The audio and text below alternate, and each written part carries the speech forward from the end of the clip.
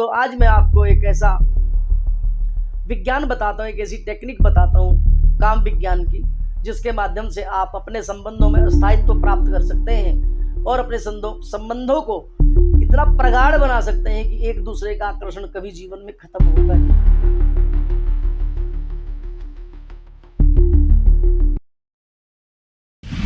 ओम नमः शिवाय मित्रों, आज हम एक अलग विषय पर चर्चा करने वाले हैं। अलग विषय यह है कि आज जो पति पत्नी का संबंध है, आज वो भी बड़ा अजीब सा होता चला जा रहा है। कितना अजीब कि एक दूसरे को हम कहीं ना कहीं शक की दृष्टि से देख रहे हैं और हमें एक दूसरे पर जो विश्वास है ना हमारा, वो कम होता चला जा रहा है। उसका मूल कारण यही है, हमारे मूलभूत जो संस्कार हैं वो हम उनसे दूर होते जा रहे हैं और समाज के अंदर कुछ इस तरह का भय पनपना रहा है कि आज लोग शादी से भी डरने लगे। समस्या कहां से आई ये सभी जानते हैं। ये सब हमारे फिल्मों की देन है, जिसके माध्यम से ये सब चीजें, षड्यंत्र इत्यादि जो हमने देखा है, आज वही फलीभूत हमारे सामने हो रहा है। लेकिन फिर भी कहीं ना कहीं आशा की कोई ना कोई किरण तो हमारे साहित्य में रहती ही है। तो उन साहित्य को हम फिर से दोबारा से उठाएं और उनको पढ़ें और पढ़ने के बाद अपने जीवन में अप्लाई करें, तो निश्चित रूप से जो आज की समस्याएं हैं उनसे आप निपट सकते हैं। क्योंकि समाचार भी इस तरह के ही प्राप्त होते हैं। आजकल पत्नियां ही पतियों का मर्डर कर रही हैं, कहीं पति पत्नियों का मर्डर कर रहे हैं। तो ये जो समस्याएं हमारी खड़ी हो गई है, इसमें जो एक धोखा शुरू हो गया है, इसका एक ही कारण है कि एक दूसरे के प्रति हम संपूर्ण रूप से समर्पित नहीं हो पाते।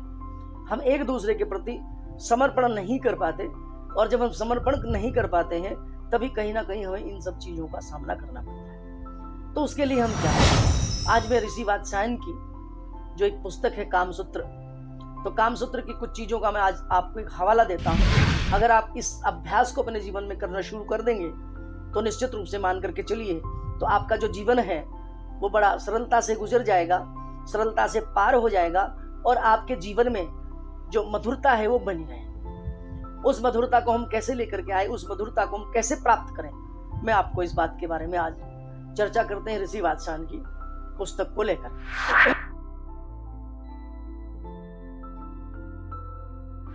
वात्स्यायन ऋषि ने जो पुस्तक लिखी है उसका नाम कामसूत्र है। कामसूत्र आपने पढ़ी होगी और या देखी होगी, नहीं पढ़ी है तो पढ़ लीजिएगा एक बार।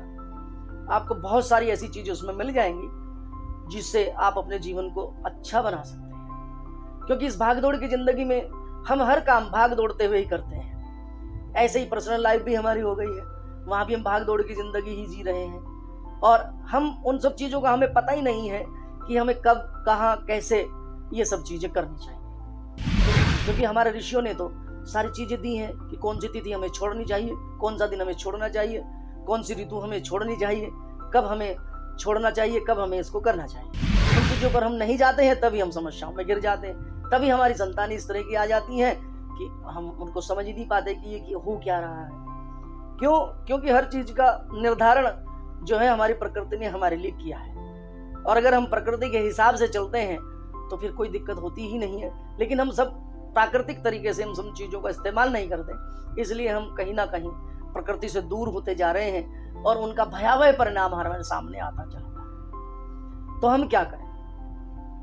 तो पति पत्नी को क्या करना है? तो आज मैं आपको एक ऐसा विज्ञान बताता हूं, एक ऐसी टेक्निक बताता हूं काम विज्ञान की, जिसके माध्यम से आप अपने संबंधों में स्थायित्व प्राप्त कर सकते हैं और अपने संबंधों को इतना प्रगाढ़ बना सकते हैं कि एक दूसरे का आकर्षण कभी जीवन में खत्म होगा ही नहीं। उसके लिए क्या करें? उसके लिए अपने शास्त्रों के अनुसार दिन निश्चित कर लीजिएगा, वो मैं आपको फिर कभी दूसरी वीडियो में बताऊंगा। दिन निश्चित कर लीजिएगा और निश्चित करने के बाद जब आप अपने बेडरूम में जाएं तो उस दिन आप शाम का खाना न खाएं तो बहुत अच्छा है। रात का या खाना खाना है तो 3 घंटे पहले खा लें ताकि आके आपका खाना हजम हो जाए और उसके बाद प्रसन्न मन से आप अपने बेडरूम में चले जाएं। पत्नी के पास बैठे, पत्नी के पास बैठने के बाद आप जो है सबसे पहले आपको करना क्या है? सबसे पहले बैठें और बैठने के बाद एक दूसरे की बातों को सुने, समझें और प्रयास करें कि एक दूसरे को संतुष्ट करना है। कैसे करना है? सबसे पहले तो अपने जो गति है, हमारी धड़कनें हैं, जो श्वास है, उस श्वास पर नियंत्रण करना है। अपनी सांसों पर नियंत्रण करें और कोशिश करें कि दोनों एक साथ श्वास लें। पति और पत्नी दोनों एक साथ श्वास लें और श्वास की गति पर नियंत्रण रखें। श्वास की गति अगर आपके नियंत्रित हो गई, निश्चित हो गई, तो निश्चित मान करके चलिए कि आप एक नई जीवन के अंदर एक नई अनुभव को महसूस करेंगे, एक नई ऊर्जा को महसूस करेंगे और वही ऊर्जा जो मूलाधार से चल करके ऊपर उठती हुई चली जाएगी, आपके मणिपुर को भेदती हुई जब अनाहत पर आएगी, तो निश्चित मान के चलिए ये ऊर्जा आपके अंदर जो अस्थायित्व होता है, जो एक आकर्षण होता है, वो कभी समाप्त नहीं होने देंगे। इसको आप कर सकते हैं। सबसे पहले श्वास की गति का अभ्यास करें। 2 मिनट से लेकर के 10 मिनट, 15 मिनट, 20 मिनट, जितना भी आप कर सकते हो करें। श्वासों की गति का अभ्यास करें। अभ्यास करने के बाद जो अगला स्टेप है इसके अंदर, एक बार श्वास की गति का हो गया तो इससे आपकी आपसी भावना जो होती है वो परस्पर बहुत अच्छी हो जाती हैं। दूसरा इसमें दृष्टि, आंखें, क्योंकि आंखें बिना कुछ कहे ही बहुत कुछ बोल जाती हैं। आपने देखा होगा कुछ लोग इशारों से बात कर लेते हैं, तो वो सब आंखें ही करती हैं। तो आंखों के ऊपर कवियों ने भी बहुत सारी चीजें कही हैं। आमने सामने बैठ जाएं और बैठ करके एक दूसरे की आंखों में आंखें डाल करके देखने का प्रयास करें, एक दूसरे की आंखों में झांकने का प्रयास करें। और वह ऐसी दृष्टि जिसको जो भेदक दृष्टि कहलाती है, जो अंदर तक भेद देती है, उस दृष्टि को उजागर करने का प्रयास करें। ये दृष्टि एक तरह का त्राटक का काम करती है और त्राटक आप जानते ही हैं, त्राटक एक तरह का सम्मोहन है। और वो जो सम्मोहन है एक दूसरे के प्रति वो आपका होना शुरू होगा और अपनी दृष्टि को एक दूसरे के प्रति जो है बिना कुछ कहे, बिना कुछ बोले, मौन की भाषा में आप एक दूसरे की दृष्टि में खोने का, समाने का प्रयास करें। और जब ये एक अभ्यास आपका पूरा हो जाए तो इसके बाद फिर अगला जो स्टेप आता है वो स्टेप आता है कि एक मंत्र का जाप। मंत्र के जाप बहुत तरह के हो सकते हैं। इसमें मैं ये चीजें यहाँ उजागर नहीं करूंगा क्योंकि एक रहस्यमय साधना है और इसके ऊपर पूर्ण तरह रोक है। मैं आपको यहाँ ये नहीं बता सकता।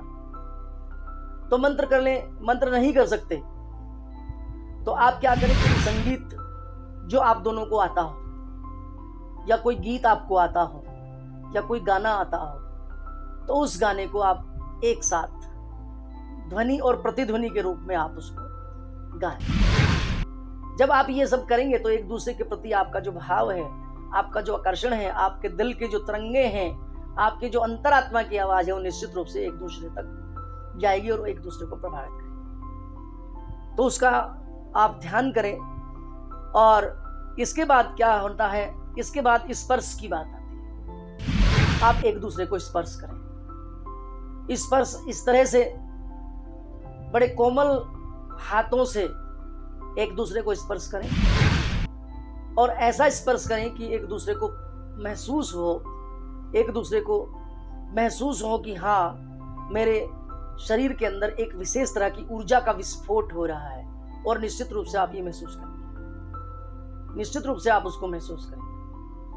और ये सब चीजें होने के बाद आपके अंदर एक नवीनतम ऊर्जा पैदा होगी और वो नवीनतम ऊर्जा आपको ऐसे क्षणों में लेकर के चली जाएगी जिसकी आपने कभी कोई कल्पना भी नहीं की। और ये एक ऐसी ऊर्जा है जो मूलाधार से निकल करके मणिपुर को भेदती हुई सीधा अनाहत पर जाकर के रुकती है, जहां जिसके आसपास हमारा हार्ट होता है, हृदय होता है। और वही हृदय जब आपस में मिलता है, हृदय की धड़कनें आपस में मिलती हैं, तो निश्चित रूप से मान करके चलिए कि जो आपका भावनात्मक जुड़ाव है, जो भावनात्मक लगाव है, वो इतना गजब का हो जाएगा कि आप एक दूसरे को धोखा देने से बिल्कुल बहुत दूर चले जाएंगे।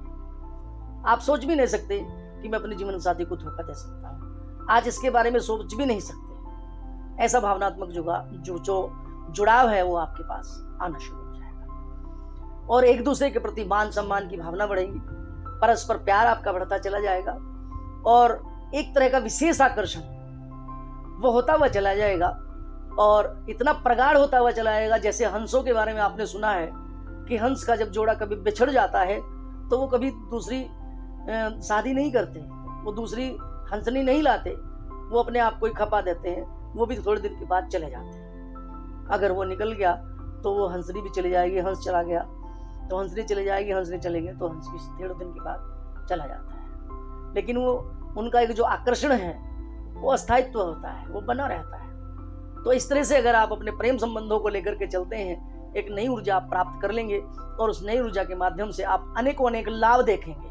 आप अपनी बॉडी के अंदर, अपने शरीर के अंदर एक विशेष ऊर्जा का अनुभव महसूस करेंगे और वो ऊर्जा जो आपको आपके कार्य में भी लाभ करेगी।